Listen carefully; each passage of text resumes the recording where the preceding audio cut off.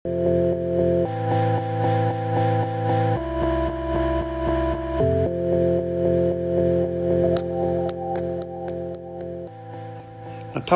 ခုနှစ်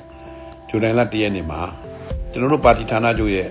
တင်တန်းခမ်းမဆောင်လေးမှာပါတီရဲ့လူငယ်ရေးရာကော်မတီနဲ့အမျိုးသမီးရေးရာကော်မတီတို့ပေါင်းပြီးလူငယ်စကားဝိုင်းလေးတစ်ခု Youth Talk ဆိုတဲ့အစီအစဉ်လေးတစ်ခုဆောင်ရွက်ခဲ့ပါတယ်ဗျ။မြန်မာပြည်တွင်းမှာရှိတဲ့တိုင်းနယ်ပြည်နယ်တည်တည်ကကိုယ်စားလှယ်အချို့နဲ့နေပြည်တော်နေမြေအနီးတစ်ဝိုက်ကပါဝင်ဆွေးနွေးလူငယ်တွေအပါဝင်စုစုပေါင်းအင်အား69 ယောက်ရှိပါတယ်။နောက်ကျွန်တော်တို့ဌာနချုပ်နဲ့နေပြည်တော်နေမြေကဒီပွဲလေးကိုတက်ရောက်လေ့လာသူတွေကလူ20ကျော်လောက်ရှိတော့အင်အား120နီးပါးရှိတယ်မသေးမကြီးပွဲလေးတစ်ခုဆိုရမှာပါဒီစကားဝိုင်းရဲ့အဓိကခေါင်းစဉ် main theme ကအနာဂတ်နိုင်ငံတော်နဲ့လူငယ်တွေရဲ့အခန်းကဏ္ဍလို့ဆိုပါတယ်ဒီခေါင်းစဉ်ကို session တစ်ခုခွဲပြီးတော့တစ်ခုစီမှာ moderator တစ်ဦးစီနဲ့ speaker 3ဦးစီဆွေးနွေးပါတယ်ဆွေးနွေးတဲ့ခေါင်းစဉ်ခွဲတွေကလူငယ်နဲ့နိုင်ငံရေးလူငယ်နဲ့အလုပ်ကိုင်ခွင့်လန်းလူငယ်နဲ့နည်းပညာစုံဦးတည်ရင်းစီးပွားရေးလုပ်ငန်းစတဲ့ခေါင်းစဉ်မျိုးတွေပါပါတယ်ဒီလိုလူငယ်တို့တွဲဆုံတဲ့ပွဲလေးတွေကိုကျွန်တော်တို့မြန်မာပြည်နေရာအနှံ့ပြမှာမကြာခဏဆောင်ရွက်တော်လဲပဲ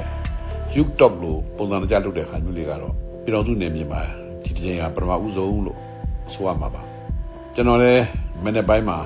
အဲ့ဒီပွဲလေးကိုလေ့လာသူပြည့်တက်ရောက်နှာထောင်ပါတယ်အဖွင့်မင်ကုန်လည်းပြောခဲ့ပါတယ်ညီကုန်းချုပ်မှလည်းသုံးသပ်ချက်အနေနဲ့ဝင်ပြီးဆွေးနွေးခဲ့ပါသေးတယ်လူငယ်တွေရဲ့ဆွေးနွေးမှုတွေ moderator လုပ်တဲ့ပုံကိုယ်တွေရဲ့စကွိုင်းကိုထိန်းသိမ်းနိုင်မှုတွေပြည်သက်တဲ့မိကုန်းတွေဖြည့်ကြချက်တွေကအတော်လေးကိုစိတ်ဝင်စားပဲကောင်းပါတယ်မှန်တာပြောရင်ကျွန်တော်လည်းအတော့ကိုကျင်းတဲ့အားရဝမ်းသာပီတိအောင်မိပါတယ်သူတို့တွေဖတ်မှလေ့လာကြပါလားနိုင်ငံတော်အတွက်သူတို့လေးတွေရဲ့ကောင်းထဲမှာကောင်းမွန်မြင့်မြတ်တဲ့စေတနာတွေရှိနေပါလားဆိုတာကျွန်တော်လျှက်တစ်ပြက်မြင်လိုက်ပြီလို့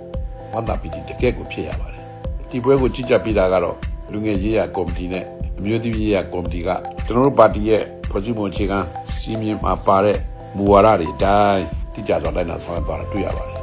အဓိကဖြစ်လဲလူငယ်ရေးရာတာဝန်ခံတွေအမျိုးသမီးရေးရာတာဝန်ခံတွေအပြင်ပညာရေးနဲ့ဒီကြီးဌာနနဲ့သုတေသဌာနကပါမောက္ခကြီးတို့ကလည်းထိန်ကြောင်ဆွေးနွေးသွားတာတွေ့ရတယ်ဗျာကျွန်တော်ကတော့သူတို့ရဲ့လေ့လာမှုစွမ်းတက်ကြွမှုစွမ်းနဲ့တိုက်ပြီးဝတ်ထားတဲ့စေတနာကိုချီးကျူးခဲ့တယ်လို့ခေါင်းစဉ်ပေါ်မှာထွက်ပေါ်ရမယ်ရက်လက်အောက်ကမ်းကိုဓာတ်တက်ပိုးပြီးထိထိမိမိစာဖို့ဆက်ပြီးလေ့လာဖို့လည်းမှာကြားခဲ့ပါတယ်ခေါင်းစဉ်မှာကအနာဂတ်ဆိုတဲ့စကားလုံးရဲ့နိုင်ငံတော်ရဲ့လူငယ်တွေရဲ့ခန့်ကဏ္ဍရဲ့ဆိုပြီးသုံးပိုင်းလို့ရပါတယ်နိုင်ငံတော်ဆိုတဲ့အပိုင်းမှာခဏနိုင်ငံတော်ရဲ့ဖြစ်တည်မှုခဏလက်ရှိပဂတိဖြစ်ပျက်နေတဲ့အခြေအနေမှန်တယ်သိရှိနားလဲဆွေးနွေးဖို့လိုတယ်အနာဂတ်ဆိုတာကနှစ်ဖြစ်ငါးစပြီးရှေ့ခီးတွေကအနာဂတ်ခီးတွေပဲနိုင်ငံတော်ရဲ့အနာဂတ်ခီးဟာ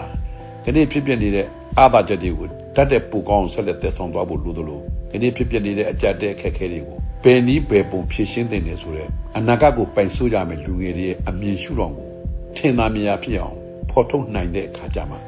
ဒီပေါ်မှာတို့ပါတီရဲ့မူဝါဒအတိုင်းဆောင်ရွက်နိုင်မယ့်အဖြေတွေပို့ပြီးထင်ထင်ရှားရှားတွေ့လာဖို့ရှိတယ်လို့ဖြစ်ဆွေးနွေးခဲ့ပါတယ်။ဘာပဲဖြစ်ပါခင်ဗျာကျွန်တော်အများအားပြောနေသလိုပါပဲလူငယ်ဆိုတာမိသားစုတစုအတွက်အဓိကနိုင်ငံတော်အတွက်အားထားရကမ္ဘာအဖွဲ့အစည်းတစ်ခုလုံးအတွက်ညှို့မှန်းချက်အဖူးငုံလို့ဆိုခဲ့ဘူးသလိုလူငယ်တွေရဲ့အသိဉာဏ်ပညာတတ်တည်ပြတ်တည်နိုင်ငံချစ်စိတ်နဲ့မှန်ကန်တဲ့အတွေ့အခေါ်တွေပေါင်းစပ်ပြီးပုံမတောက်ပတဲ့အနာဂတ်တစ်ခုကိုဖော်ဆောင်နိုင်ပါစေကြောင်းညှို့လင့်နေရှိကြောင်းပါခင်ဗျာပြည်တော်စုသမ္မတမြန်မာနိုင်ငံတော်ကြီးအတွန်းရှည်တည်တံ့ခိုင်မြဲပါစေ